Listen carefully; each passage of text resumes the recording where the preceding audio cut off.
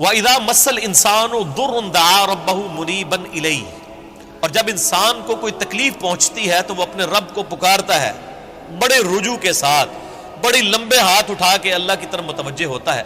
ثُمَّ إِذَا خَوَّلَهُ نِعْمَةً مِّنْهُ، جب ہم اسے اپنی طرف سے نعمت عطا کر دیتے ہیں، نَسِيَ مَن كَانَ يَدْعُو إِلَيْهِ مِن قَبْلُ، تو وہ ایسا بھول جاتا ہے جیسا کہ اس نے کبھی ہمیں پکارا ہی نہیں تھا.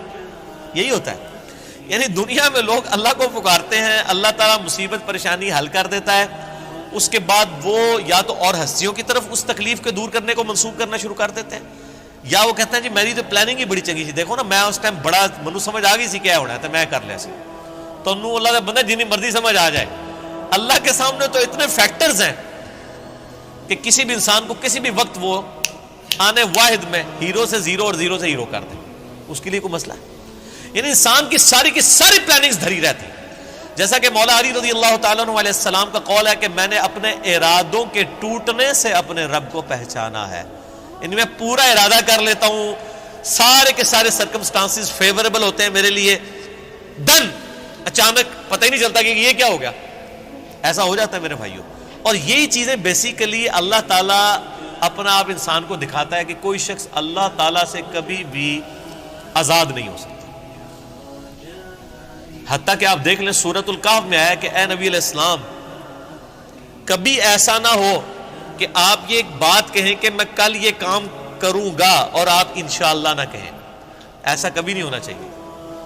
انشاءاللہ کے ساتھ کہنا ہے. اگر وقت کے پیغمبر کو یہ بات کی جا رہی ہے، ہمارے محبوب صلی اللہ علیہ وآلہ وسلم کو، کہ آپ نے کبھی مستقبل کے بارے میں انشاءاللہ کے بغیر بات نہیں کرنی، کبھی نہیں کرنا ہے میں کام کروں گا، مگر یہ کہ انشاءاللہ ماشاءاللہ کے ساتھ. کیونکہ انسان تو صرف ان فیکٹرز کو دیکھ رہا ہوتا ہے نا جو آپ کے سامنے. ہم نے کئی بار چیزیں دیکھی ہیں، ہر فیکٹر کاؤنٹر کرتے ہیں. میرے جیسا تو وہمی بندہ کوئی شاید چھوڑتا ہی نہیں ہے، پھر بھی کچھ کوئی نہ کوئی پاک نکل آتی ہے بچوں. کیوں نکل آتی ہے؟ انسان کبھی آزاد نہیں ہوتا اللہ سے، اس کی تقدیر سے کبھی آزاد نہیں ہو سکتا. اسی لیے الحمدللہ عرصہ دراز سے ہم اپنی پوری ایفرٹ کر کے اس کے بعد اللہ پر ہی توقع رکھتے ہیں. اور میں یعنی جتنا اپنے دنیاوی معاملات میں یا دین کے کام میں ریسورسز کو مینج کرنے میں وہمی ہوں نا، اس سے زیادہ میں الحمدللہ عرصہ دراز سے اللہ کے بارے میں وہمی ہوں کہ جب کچھ میں سب کچھ کر لیتا ہوں نا، اور مجھے سب سے زیادہ جس چیز کی ٹینشن ہوتی ہے نا وہ اللہ کی ہوتی ہے کہ اللہ تعالیٰ کو رکاوٹ نہ ڈال دے. اللہ کی طرف متوجہ رہتا ہوں ہر معاملے میں.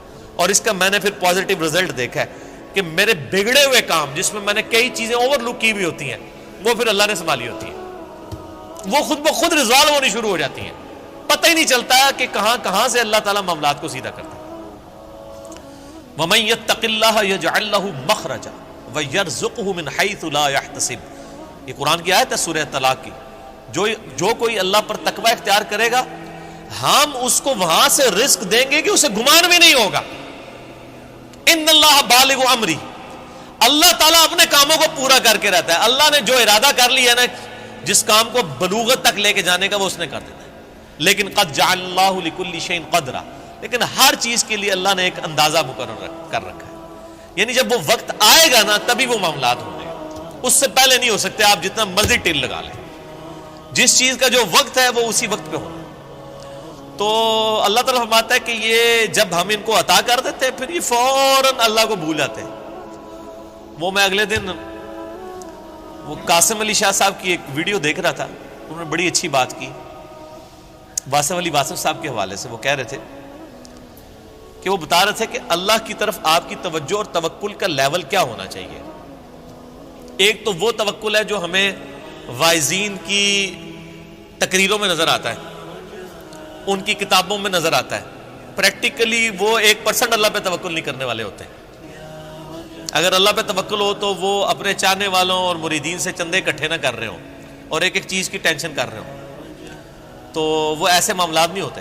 وہ میرے ایک دوست ہیں، یہ واقعہ آپ نے یاد رکھنا ہے، میں دوبارہ آپ کو قاسم علی شاہ صاحب والا بعد میں سناتا ہوں. مجھے ایک اور واقعہ یاد ہے.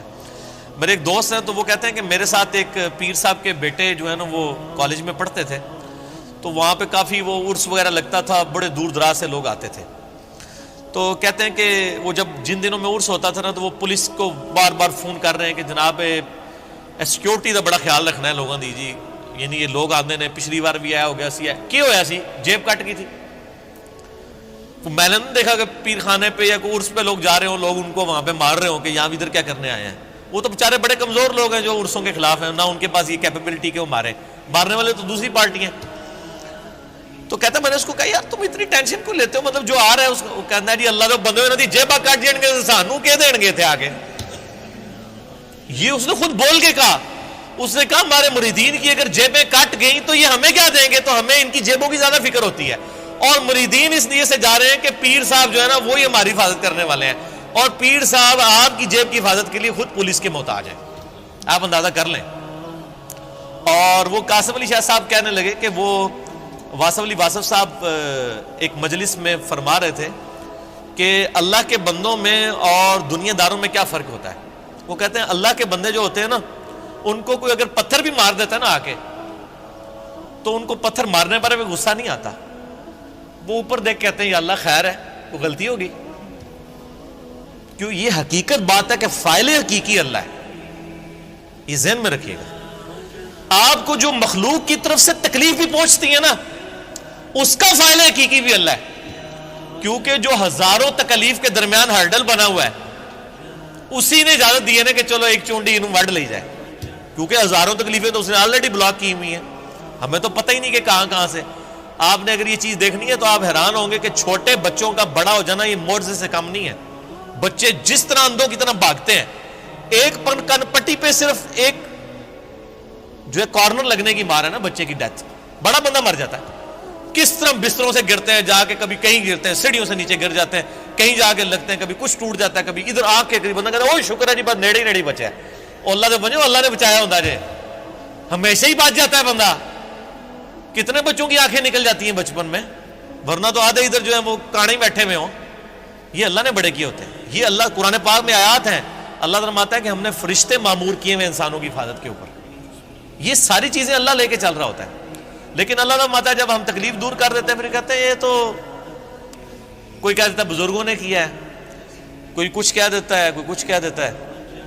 وہ ایک مجھے لطیفہ یاد آ گیا, وہ ایک بندہ جو ہے وہ سمندری طوفان میں پھنس جاتا ہے, اور جب وہ ڈوبنے لگتا ہے تو کہتا ہے یا اللہ منو بچا لے, میں دیکھ دیا گا تیرے نہ دی.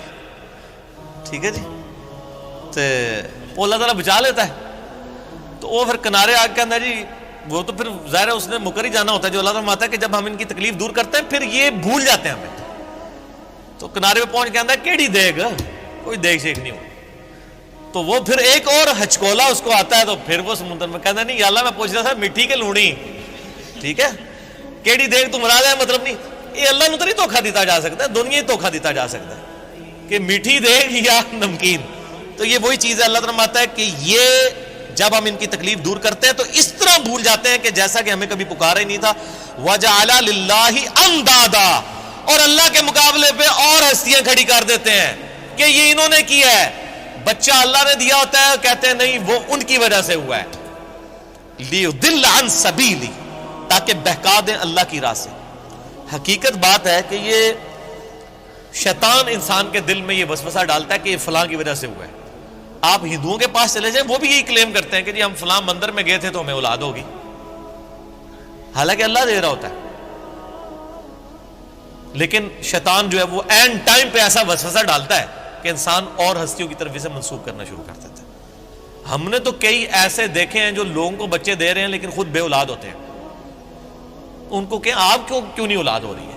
سورہ شورا کا آخری رکوع پڑھ لیں, اللہ فرماتا ہے اللہ جسے دیتا ہے بیٹے دیتا ہے, جسے چاہتا ہے بیٹیاں دیتا ہے, جسے چاہتا ہے دونوں دیتا ہے, اور جسے چاہتا ہے محروم رکھتا ہے. نبی علیہ السلام کی صرف ایک بیوی ہے جس سے اولاد ہے, سیدہ خدیجہ سے, یا ایک ماریہ قبطیہ سے سیدنا ابراہیم علیہ السلام پیدا ہوئے, وہ بھی فوت ہو گئے. باقی آپ کی ساری بیویاں بے اولاد ہیں. کیا نبی کی بیویوں کی خواہش نہیں تھی کہ ان کی اولاد ہو؟ اللہ کی مرضی. سیدہ عائشہ محبوب ترین بیوی ہیں, جوانی کی عمر میں بیوہ ہوئی ہیں, کوئی اولاد نہیں ہے. اللہ ان کو ایک بچے ہی دے دیتا کہ حضور کے بعد انہوں نے 47 سال تک زندہ رہنا تھا, کہ چلو ان کی ایک دل جوئی کا معاملہ ہو جاتا کہ 18 سال کی عمر میں بیوہ ہو گئی ہیں. ایک بچہ ہوتا تو ان کی زندگی بھی اس کے سارے گزر جاتی. نہیں, یہ اللہ کے فیصلے ہیں. قل تمتع بکفرک قلیلا, اللہ کا اس پہ غضب دیکھیں. اللہ فرماتا ہے نبی ان سے فرمائیے کہ یہ جو تم کفر کر رہے ہو نا اور یہ جو لطف اٹھا رہے ہو ہماری نعمتوں سے کہ تمہیں ہم کوئی نعمت دیتے ہیں تو تم اور ہستیوں کی طرف منسوخ کرتے ہو, اٹھا لو تھوڑی دیر کے لیے دنیا کی زندگی میں, انک من اصحاب النار, پھر تو تم مرنے کے بعد دوزخیوں میں ہی شامل ہوگا انسان. یہ سنگولر کے سیغے سے نا ایز اے ڈاکٹرین یہ لفظ استعمال ہو رہا ہے کہ تو اٹھا لے جو کچھ تو نے نفع اٹھانا ہے دنیا کی زندگی میں, تو منسوخ کر لے مخلوق کی طرف, پھر تو نے مر کے نا ہمارے پاس جب آنا ہے تو آگ ہی تیرا مقدر ہوگی, دنیا میں تو نے جو کچھ کرنا تھا وہ کر لیا.